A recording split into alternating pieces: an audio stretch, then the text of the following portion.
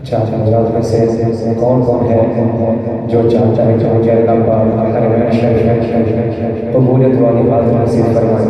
जो चाहते हैं मुझे बरकत माशाअल्लाह। मैं अल्लाह से दुआ करता हूँ अल्लाह पाक इस भरपूर बरकत की बरकत से हम सबको जो है मदीना मुनव्वरा और हरमैन शरीफ के अल्लाह पाक कबूलियत वाली बात नसीब फरमाए।